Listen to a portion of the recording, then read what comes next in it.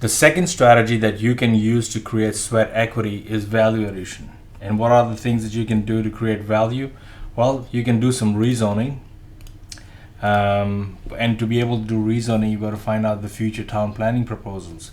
You can rezone certain streets, you've got to find out where the urban growth boundary is. And all these can be found out from all these different resources. I'll just show you the resources that I've got. MPA, Metropolitan Planning Authority. Believe it or not, last month I had a meeting with the Director of Structure Planning there in their office in the city.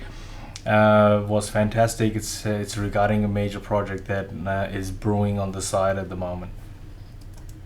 Another site that you can look at is Plan Melbourne, that will give you all the details about plan. I read this every time this comes out.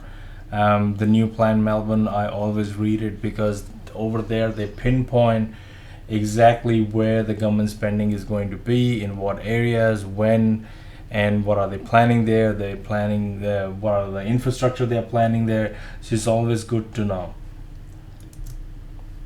This is the New South Wales website for planning and environment, and you can find more details about planning and environment and what delivering the plan. I'm not very familiar with this website because I'm not from New South Wales, but people from New South Wales would understand it better and can spend more time on this. Brisbane similarly has a Brisbane City Plan, what they plan on doing with the city, and what are the projects that they have on the boil. And the good part about this is actually in so many different languages. So go through these sites to find out and identify areas that you can use for rezoning. Another thing that you can do is land subdivision. Now, we've already discussed land subdivision, so I'm not going to go through what land subdivision is, but if you want to add value, you can do that by putting land subdivision.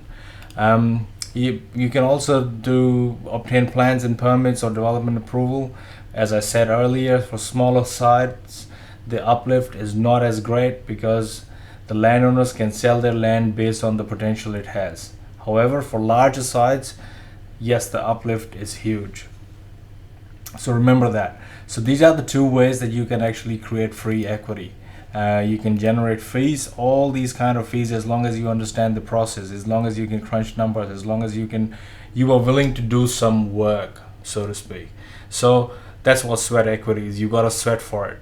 So the other part is, if you understand all these different strategies, land subdivision or planning permit, you can, and using an option or using a favorable contract term or a longer settlement, all these are part of things. All these are part of negotiations that you do once you know exactly what the strategy you're going to use on them. Now, there are other strategies by getting a tenant for a commercial property. I don't cover that because they are not in my scope, because I want to concentrate on property development, and that's where my forte is.